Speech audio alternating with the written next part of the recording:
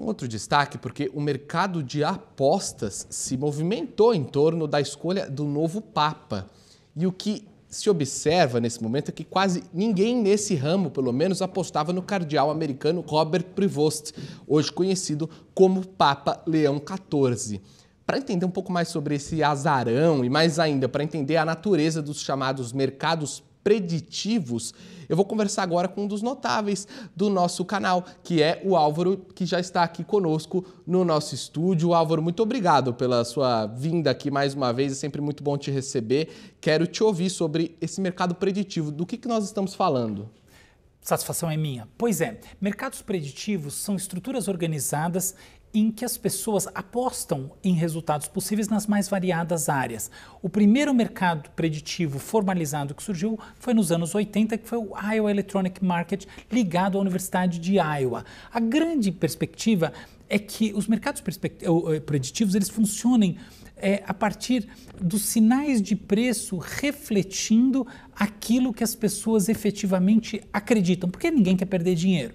E aí, consequentemente, haveria uma capacidade de prospectar o futuro, de acertar resultados que seria extraordinária, seria eventualmente maior do que a dos especialistas. O curioso é que, neste caso aqui, as chances estavam de 50-1 contra o Robert Prevost, ou seja, ninguém estava apostando que ele seria o próximo Papa e, portanto, os mercados preditivos que deram origens a conceitos e debates tão importantes parece que erraram de maneira retumbante. Agora, na sua avaliação, esse mercado de apostas vai se consolidar no setor religioso? Quer dizer, é uma tendência, do ponto de vista econômico, quais são os impactos mais relevantes desse tipo de aposta para as plataformas, para as casas de apostas? Tem um ganho aí de novos usuários, de aumento da receita? Como é que você vê isso? Eu acho que não. Tem uma coisa curiosa que é o seguinte, a primeira aposta religiosa conhecida foi de 1502, tá? Um Papa 1502 estava pouco cotado e aí começou a subir nas apostas, acabou escolhido. Essa é a história que circula por aí. E a despeito disso, fato é que eventos como esse são eventos esporádicos.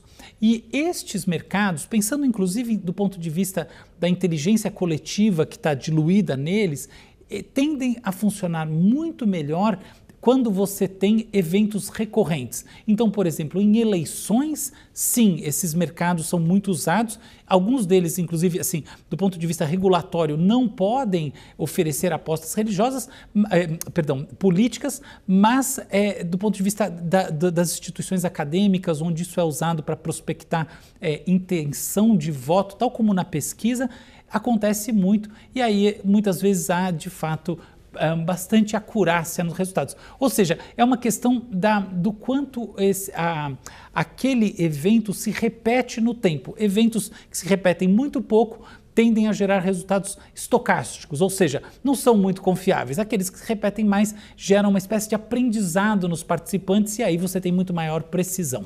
Agora, só para contextualizar, então, o Papa que foi eleito em 1503 é o Papa Júlio II. Então, foi ele o primeiro Papa das apostas, vamos dizer. É isso aí. Ou melhor, Papa das apostas não, ficou até uma blasfêmia o que eu disse. O Papa que passou por um mercado de apostas durante o conclave.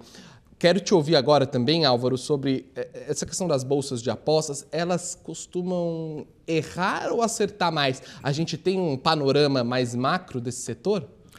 Então, olha só, elas acertam bastante, tá? Existe uma discussão profunda sobre o quanto elas podem apostar, inclusive quando a gente compara com a pesquisa tradicional. Então, por exemplo, no domínio da política, elas acertaram a eleição do Trump 2.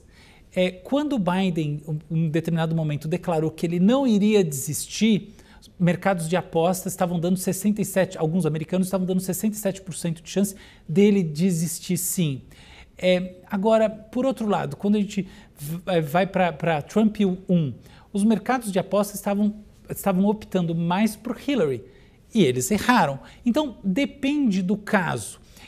A minha percepção é que o lance dos mercados de aposta não é simplesmente que eles eventualmente acertam mais do que pesquisas, mas que eles permitem a investigação de mais fenômenos, porque você pode, afinal de contas, abrir qualquer tipo de disputa. E aí você tem coisas como, por exemplo, uma estimativa coletiva sobre se o Biden vai desistir ou qualquer outra coisa do gênero. Empresas, inclusive, muitas vezes usam essa mesma estrutura para decidir o melhor momento de lançar um produto. Isso já aconteceu. Do ponto de vista de ensaio clínico, já aconteceu também de uma estrutura como essa ser utilizada para prospectar a chance de sucesso de um novo medicamento. Essa até saiu na revista Nature. Então, tem um uso bastante interessante e flexível do ponto de vista da inferência sobre aquilo que as pessoas pensam em escala. E para fechar, você acredita que a inteligência artificial pode ser usada nesse mercado de apostas até para criar uma espécie de oráculo? Como é que isso pode acontecer aqui para frente?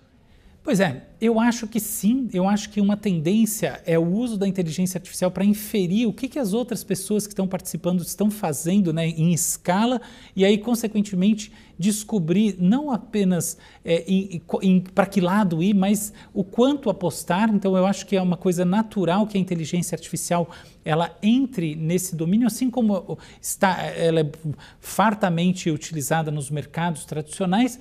Agora, o interessante disso é o seguinte: esse mundo, que eu vou dizer que é dos mercados preditivos mais do que de apostas, porque não necessariamente precisa estar ligado a coisa de apostas, assim, pode estar num domínio da universidade, por exemplo, eles estão baseados na opinião das pessoas. A perspectiva que é chamada wisdom of crowds, ou a sabedoria das massas, é que um aglomerado de pessoas tende a ter precisão maior do que experts individualmente considerados. E se você põe a inteligência artificial no meio, que ela simplesmente replica os resultados, estima, né, estatisticamente qual que é a melhor opção, na prática você está tirando essa massa do meio do caminho e os resultados que estão sendo usados para essa estimativa se tornam eles próprios menos confiáveis. Então eu acho que essa é uma tendência, mas eu vejo com ressalvas e vejo que quem está estudando o comportamento coletivo e tendências, né, usando isso como uma espécie de sinal dos tempos, aí, um futurismo, tende a achar a entrada de algoritmos perigosa